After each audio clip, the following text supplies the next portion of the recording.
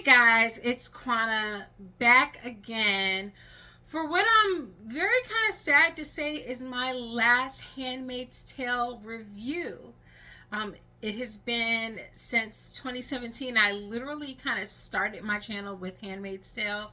It was one of the early videos that I made, also one of the early videos I got a copyright strike on. And so it's a video that you can't even go back and find on my channel anymore because of that. I had to take down like the first two videos. I almost lost my channel trying to figure out this thing called YouTube and trying to figure out how to review this show that I was quickly becoming obsessed with. And here we are, literally, 8 years later, and at the end of 6 seasons, we are here at the end of The Handmaid's Tale, at least in this form, with Elizabeth Moss at the helm. And a show that was created by Bruce Miller, based on the book by Margaret Atwood.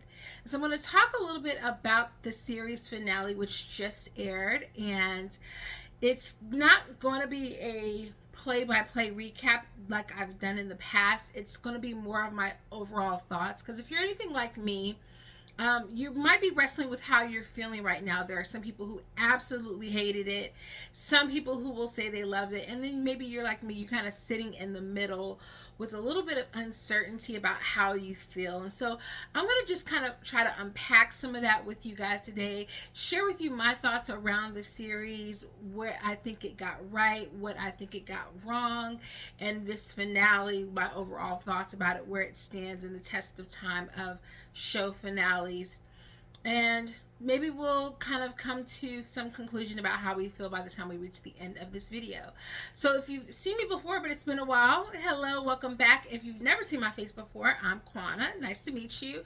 And if you like this kind of content, do me a favor and hit the subscribe button and ring the bell for notifications, and kind of stick around. I've got a lot of more shows that I like to talk about. I've got movies that I review as well, and I'm always looking for friends who love to talk about television and movies. So hopefully you will be one of those people to join us over here with the real ones. So let's talk Handmaid's Tale. And I'm gonna apologize up front because I'm still wrestling with how I feel, and so I don't know that I'm going to have a complete flow, a narrative flow to this video. It's kind of going to be stream of consciousness. And I will tell you, after last night, I literally went back and started rereading the book because it had been a while since I've read the book.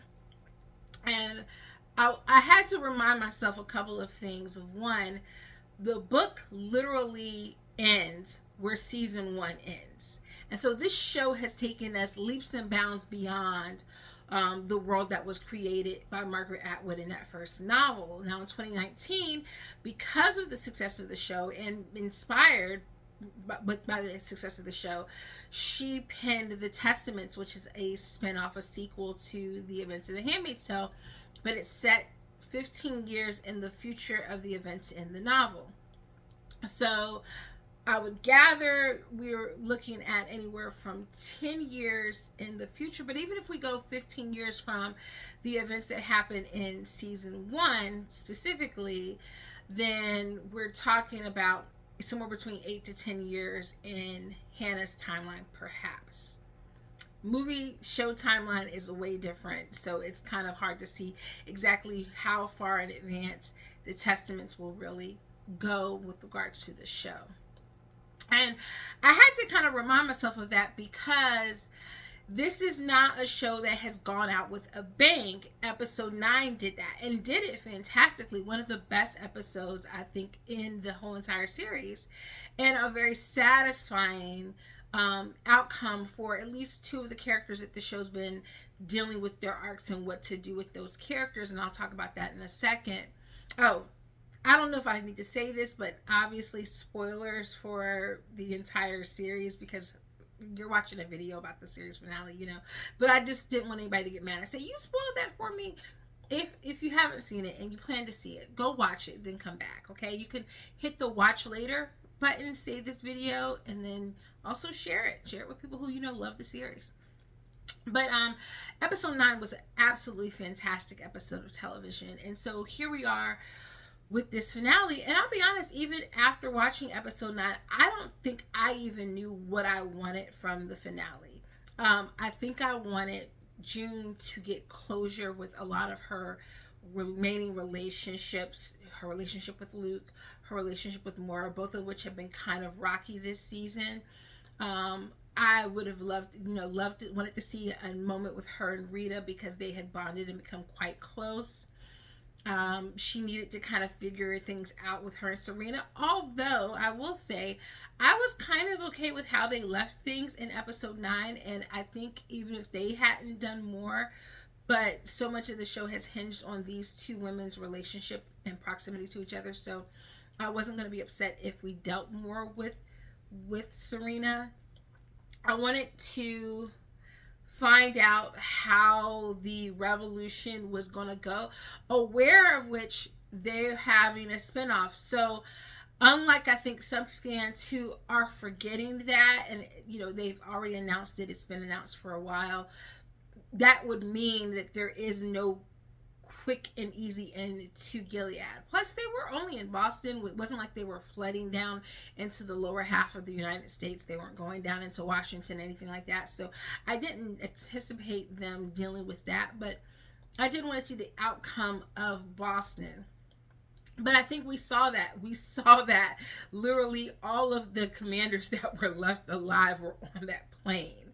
So foolish of them to leave their city so unguarded, but we kind of knew that was the end of the Boston section, the Massachusetts section of Gilead. And I wanted June to get some kind of closure. Now, I would not have been against June dying fighting. If we saw like another fight sequence and she was rushing in and she was fighting and dying, I would have been okay with that. I say that. I think I would have been more okay with Luke dying, but I think I would have been okay with that because there is this kind of uncertainty around the Hannah of it all. Like, her main motivation since day one has been to get her child back. And I think one of the things that the show does so well that extends beyond the book is the idea that if June were to find out that her child is still alive, what mother, if she could, wouldn't fight tooth and nail to get them back, right? And that has been the main motivation. And so how do you end a show like that where so much of it hinges upon the continuation of this rogue nation, this terrorist force that's holding your child captive? You either show the mother fighting to get her and dying, or you show them reuniting. And I don't know if they would have had permission from Margaret Atwood to deviate from the events in the Testaments, but I think this is why I would prefer the Testaments to be a little bit more ambiguous with the characters that we see play out there, to maybe have had June have more closure. Okay. So where this episode kind of picks up at is immediately after the events of episode 9. We get this voiceover from June, which most of this episode is narrated from June's mind. I actually like that because it does feel like a bookend to episode 1, where so much of episode 1 is narration, and we're getting that again here, that it does feel like a book. We have narration at the beginning, we have narration at the end, and it's so much of this world has been in secrecy and quiet, and where the thoughts and ideas couldn't be divulged. And I think that feels true for June's character as she's wrestling with her own emotions, processing things, and who to process that with, who to talk to that with, because all of her relationships are kind of fractured at this point. And so we find out that the occupation of May Day has been successful. The rebellion has been successful. They've taken down Boston, and now it's pretty much just like cleaning up loose ends. The Guardians who are left have been killed. Whoever was left in terms of Gilead who couldn't be captured has probably fled deeper into Gilead, and Now it is just the rest of them kind of picking up the pieces of their life. June is wrestling with her feelings around Nick and the loss of Nick, because as much as I was not team June and Nick, Nick was a difficult character. Even in the novel, you never really know where Nick stands, and I think that that's so true. I think to only paint Nick through the brush of, well, he was always team June, but I think what this the story of the show is really trying to teach us is that your opposition to tyranny can't merely be focused on just one person. Your opposition to tyranny can't be just because the one person I love is in danger, so now I'm going to fight back. It needs to be, no, for the betterment of humanity, us taking away people's rights and autonomy and raping them and pillaging cities and killing people and all of these different things is categorically, empirically wrong. Should not happen. And so I'm either going to be on the side of that or I'm going to be against it.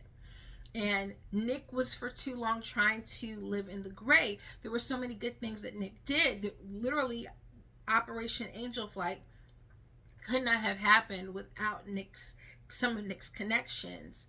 And yet, and still, when the time came for him to really fully 100% lean into being on the side of Mayday, he never really was. He never really could be trusted 100%, because he was always looking out for himself or for June more. And that was the lesson June also had to learn within episodes 8 and 9, was she was placing herself constantly in the center, and to heck with how anyone else felt or what was how anyone else was put in danger. And ultimately she realized that she has to keep fighting, not just for her child but for everyone else. So we see her wrestling with that. RIP to Lawrence. He barely got a mention in this episode, but it was a good guy. I like Lawrence, but again, two men who helped Gilead raise the power. What else could there be for them as men in regards to a full arc other than sacrifice? What else could they do to fully redeem what they had done other than sacrificing their lives? There's really nothing else that they could do. I kind of just hope that at the end of it all, maybe Lawrence was able to whisper something to Nick, and Nick kind of had a quiet reservation or quiet acceptance of it, that at least he went into it saying, this is what we have to do in order to protect June. Maybe even kind of suspecting that this was what was happening, but this is what he needed to do to protect her, because of course what Rose says to him in the last episode is that you need to kill her, and maybe he kind of suspected something, so he goes along with it because he can't do that. And so the only way for him to not be constantly allowing him to be used against June and June to be used against him is to go out. I don't want to make this the June and Nick show. So then we get, kind of a reuniting of June and Luke twice in this episode. The first time just briefly checking in with her. I just hate the coldness that is between the two of them. I don't know that there was ever a moment where June and Luke could have come back together. She was so altered by everything she had been through with Gilead. I would stand to say, even without a Nick, Luke was going to always have some feelings toward June, because she had been in the thick of Gilead, had been fighting back for her freedom, while he had been kind of inept in Canada, not being able to do anything back. And it's kind of like that economy that sometimes happens between men and women, where it's she was kind of taking on the heroic role that is normalized as being what the man does, and he couldn't handle that. Luke actually could not handle that. If we go back to season 4 and 5, he really was struggling with that. Was struggling with this sense of not inferiority, and so feeling inferior to June It was going to still his love for her. That said, it's still the mother of his child. They have so much history. And I just wish in these moments where we literally just witnessed this woman being strung up at the gallows, that there had been a little bit more warmth between them. I guess we kind of get it in the end of the episode. We see Moira and Rita for 2 seconds at the kind of celebration of the fall of Boston Gilead. I hated that. I hated that. Sure, for Rita to a certain extent, but for Moira, this is literally June's best friend. This was her BFF before Luke, before anyone was in the picture in her life. It was her mom and it was Moira. And so just this kind of like coldness between the two of them, I would have liked them to have a conversation. More than just what we got, I want to say like in episode 5. I wanted them to speak more. Yeah, we see them bonding together, or they're trying to take down Gilead together. She says I love you in episode 9 right before everything goes to pot. But in this episode, I needed to hear words between the two of them. I genuinely, that is one thing that I really hate about this episode, that we didn't get more between the two of them. And then we get the return of a character who has been missing since season 5. We get Alexis Bledel as Emily, who returns back, and I was really glad for this because there are a couple of people who are some loose ends for the show. We don't know what's happened to Esther. We haven't seen Esther since she was chained to that bed pregnant and kind of half crazed after Putnam had raped her and everything. We haven't seen, we don't know what happened with Rose. She's just kind of out there as well. And so I was really glad to see them bring back Emily's character as like this final closure, because this was her first walking partner, or at least the first one that we saw that she had with the Waterfords. And so much of the story began with those. That's why I think I'm so frustrated with the lack of Moira, because so much of this show hinged upon Moira and June's relationship and Emily and June's relationship, and so much of the development was in those two relationships with those two women. And so I really wish we would have gotten a little bit more with that. We got a nice fantasy sequence where we got to see the return of Alma, and I hate that I'm going to forget her name because I want to say she was Brianna. We got to see this fantasy sequence where all of these women had somehow met outside of the world of Gilead, and they're singing karaoke, and their hair is being worn the way that they wanted their hair to be worn, and they look youthful and they're exuberant and they're having a beautiful time and they're singing, and Rita is there, and Brianna is there, and Alma's there, and Janine is there, and it was just a lovely moment. And they're singing Landslide by Fleetwood Mac, well, Stevie Nicks. And that's such a beautiful moment for the show. I think that is one of my favorite moments from the finale, that I do think it was a great moment to have those callbacks, especially because Alma and Brianna were so pivotal in the Angel Flight mission and in what happened to June afterward, and their loss was one of the biggest losses in the show. So it was good to see that sequence as well. And then we're missing Janine for most of this episode. I had to go back and rewatch episode 9 after this episode aired, because I was like, wait a second, where the heck was Janine? And so of course we know that she did get captured at the end of episode 8 with everyone else, or at the beginning of episode 9. It's all blurred. Beginning of episode 9. And so somehow or another, I guess they had her in Gilead, and she eventually does get returned to the Americans. And not only that, but Naomi Putnam finally does the right thing, and she gives baby Angela, Charlotte, to Janine to raise so she can be free and safe, which is what Lawrence would have wanted for her. And it's finally like the first unselfish act, realistically, that she has done in the entire show. And so I have been Carradine has been irking my nerves since the show began, but I'm going to give her a pass because my assumption is that she and, of course, Aunt Lydia are possibly two of the characters we're going to see in the new show as well, in the spinoff.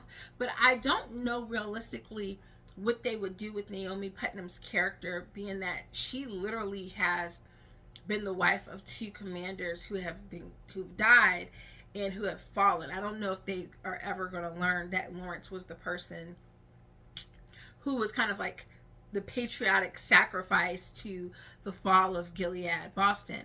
If they do, I would think there's no realm for her to go back. I don't know why she didn't run into the arms of the Americans and stay, but especially because she's not a very strong woman. She's never been a fighter. So I don't know, what is she going back to Gilead for? Lydia, however, I do think that there's a greater purpose for her, and I think she has shown that she could be a fighter, and so I could see her going back to try to help work within the system and to try to help handmaids in other areas. But still, I don't know how, with all of her losses and everything, how she goes further into Gilead and is not shunned, is not questioned, is not suspect. I don't know how we are expected to think that that happens. We get a little bit of closure with Serena Joy. Not the ending that I predicted, although there was a look. I'm glad to see the show acknowledge that there was a look between her and Tuello where he looks at her and he promises to get her to safety, and it's definitely giving, I could have been your baby daddy. I'm so sorry. It was giving that. She is searching for clothing in as part of the little refugee center, donation center for baby Noah and for her. She doesn't know what's going to happen to them now. And eventually he puts them on a bus to send them to like a refugee camp or whatever. And she doesn't have any papers, and he's promising her that she is going to be okay. Again, it doesn't feel like a foredrawn conclusion because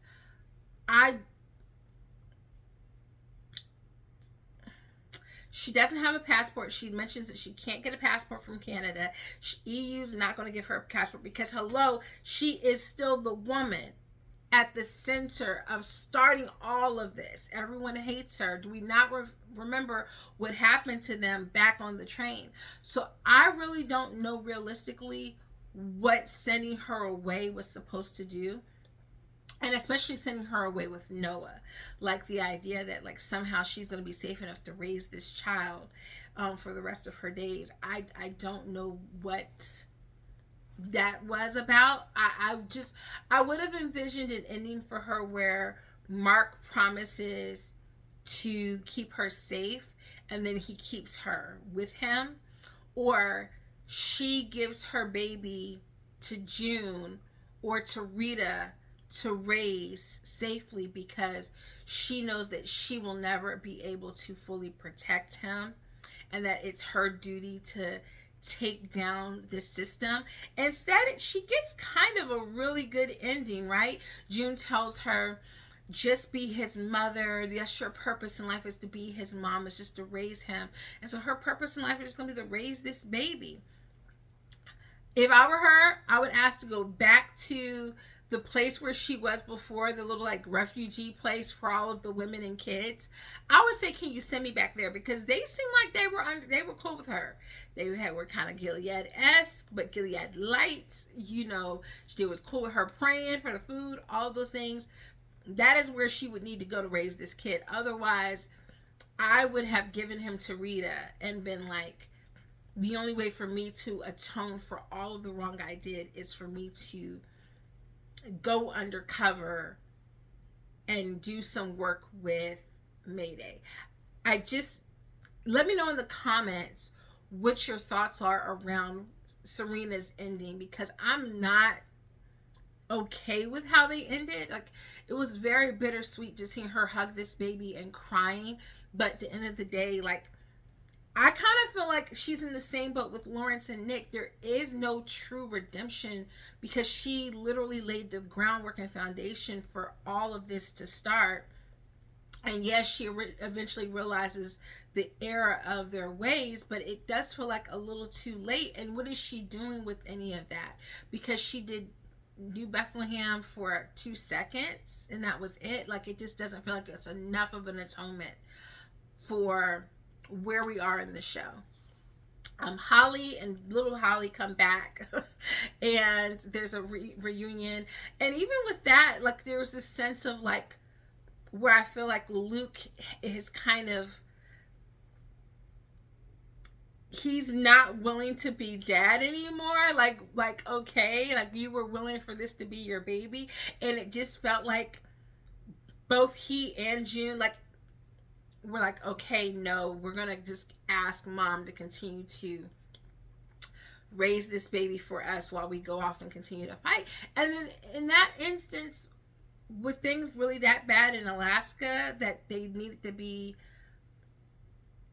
sent away from Alaska and brought back here, and I would think it would be more dangerous for them here simply because it's still in continental United States. Gilead, if they gird their loins and they build up some military, they could come back and attack. Like, it's not a foregone conclusion that America is taking down Gilead, so why bring her back so close to the front lines, so to speak? That part just does not make sense to me. I don't know why you wouldn't send them to Hawaii, keep them in Alaska, something. That just didn't make sense to me. But June, most of this episode really is just wrestling with what is her purpose now. And we keep getting her flashbacks to Hannah. I don't think we needed the fake Hannah because we see so much of like the little girl who actually plays Hannah in the flashbacks with them at the aquarium. I don't think we needed the scene at the merry-go-round where she lost her. I think simply, even flashing back to like the moments of trauma where Hannah was taken from her in that first episode, I think they could have used enough of that footage to give us that Hannah versus what they did, because it was just throwing me off. Like, especially because you're giving us glimpses of Hannah, and so I can see with my two eyes what Hannah looks like, and that little girl does not look like Hannah, and she didn't look like significantly smaller than what Hannah was at the beginning either. I think that was like another hard thing. It was like, it wasn't like they were using like a 2-year-old, like a toddler. That little girl was clearly like 4 or 5 years old, was like the same age that Hannah was when the show started. So I'm just saying, I'm just pointing out the obvious. I don't think that they needed that. Instead, some of those flashbacks and some of that quietness could have been used for a scene with her and Moira. Even a scene with her and Janine, like she hugs Janine and, you know, and then she asks Janine to look after Holly for a second while she goes to the Remembrance Memorial wall with her mom or whatever to, you know, get some pep talk from her mom about how she needs to be a writer and how she needs to write down what she's gone through so that she can process all of this, and so the things that she's gone through won't be forgotten and all of those different things. And then she gets that again from Luke at the end of the episode. But we didn't even get a real conversation with her and Janine, even like a, you know, a Janine like a, you said you would get her back, you know, I got her back, I finally got her back, like something, just something. It wasn't a lot of dialogue in this, and I don't know if they felt like it would be too heavy, but I was disappointed that there wasn't more dialogue. There was, again, dialogue with her and Emily, with her and her mom, a little bit with her. She had more lines with her and Mark Tuello than she had with Janine or with Moira, two women who have been with her since the very first episode of this show. I don't understand that decision at all. I don't. But I do like, at first I was a little bit taken aback by her going back through the city and going back to the Waterfords and looking at the destruction there, because I felt like I didn't need that closure. I got that closure when that house burned down back in season 3 or season 4, whichever season it was. I was okay with that then. So I did not need, oh, I guess that was season 2. It's been a while. It's been a while since that house burned down. I was okay with that. I didn't need to see the house again, but for the way that the book plays out and for the wrapping up that needed to be done for this show, I do like that we go back to the house where it all began, and she gets to sit, and you kind of have Serena being told in the welfare center or the refugee shelter that what more does she need? She has a bed and a tale, right, and a desk, and it's kind of like, or something like a window, a bed, a window, and a table, and that's the same thing that the Handmaid's Tale book starts out with, and that's the same thing kind of that the show starts out with once we get June in the world of the Handmaid's Tale, like after the escape attempt fails, and they end up, and she wakes up and she's at the Waterford house, and those are the very kind of first lines that we hear her saying in her mind. I love that. I love good parallels. I love when you give us that in works, and so I really appreciated that moment.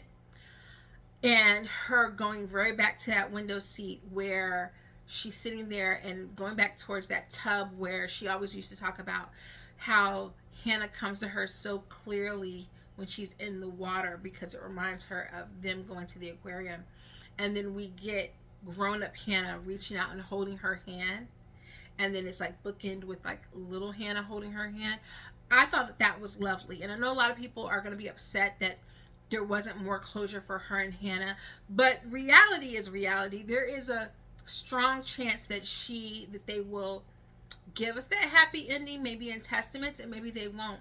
And the reality is, for how deep Hannah is into Gilead, either June joins the front lines, potentially dies, or we have a show that goes 10 more years before we get Hannah. Like, once they made the decision to do a spinoff of The Handmaid's Tale, and we know that that means that Gilead can't die, it just doesn't seem like there's a world in which she gets Hannah back. The only way would be to completely deviate from what Margaret Atwood did with the books, and to not have that be connected to June's character so staunchly. And that's what I would have done if I was her as a writer. I can't tell her what to do, but I would have just set it in the world of Handmaid's Tale, have characters come in that are connected to the character, but not have it be connected to June at all. And then that way June could have gotten the closure she needed with Hannah. Like, somehow or another, Mark managed to go deep into Gilead and get her, or something like that. I don't know. But I was still okay with that moment, because it was kind of like letting us know that she's never going to stop. No matter what happens, like, this may be the end of her story, but it's also the beginning of her story as she pulls out the recorder and she repeats those lines of like the window and the bed and the table, and describing what the room looks like. And it's the very first kind of lines in the book. I was satisfied with that element of the ending. So all in all, I saw somebody say something very wicked, which was, somebody said they were more mad at this series finale than they were at the Game of Thrones ending finale. I don't think there was that much of a character assassination. I think we finally got a Luke who knows what he wants and is willing to fight and is ready to fight. I do think it's sad that it doesn't seem as though he's fighting for June, but I think, again, I'm going to rest my laurels on the fact that I think that that is the message that they want us to take. The Luke in the first 4 seasons was only fighting for his wife, only fighting for his daughter. And the Luke and the June that we're meeting, while Hannah can still be their North Star, for them to expand and realize that the world is beyond them, they have to be willing to fight for everyone. And the June that we got in the first 4 seasons was willing to risk anyone else for her own safety and security. And we saw it time and time again. And even up to episode 4, episode 5, she was still willing to do that. And I think it takes her seeing someone as close to her as Nick to realize this man really sat here and allowed, he didn't do it himself, but allowed all of those innocent women to be killed just to get back to me, that's not okay. And I think that that is the lesson, the takeaway from the show wants us to have. And so I can genuinely appreciate that. So I think it would have been a disservice to the characters. I think someone had to fall on that sword, someone close enough to June to shake her and make her really wake up to her behavior. And I think we finally got that. I do wish we would have gotten more from Moira and Rita and June and Janine and June. But all in all, I don't hate this episode. And through these 30 something minutes of me running my mouth with you guys, I don't love it, but it doesn't taint my enjoy. I don't think it's going to taint what the show did, if that makes any sense. So those are my thoughts about the series finale. I don't rate this as one of the worst series finales I've ever seen. I don't think it was as good as last week's episode, obviously. But I would give this a nice, quiet 7.9 out of 10. So almost a B. Almost a B. There's a couple of things I wanted, but they did fulfill some loose ends. And I think it was a quiet ending for a show that came in a very quiet way. And I think I can live with that. I think so. Let me know in the comments your thoughts about the series, though, your thoughts about the series finale.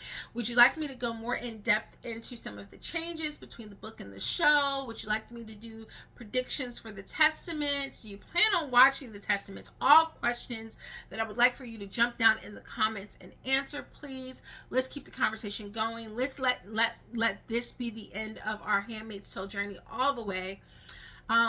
I do have more coming. You can expect from me a review of the series Forever on Netflix, as well as every Wednesday I do Wicked Wednesdays, where we watch horror movies. We're watching Night of the Living Dead.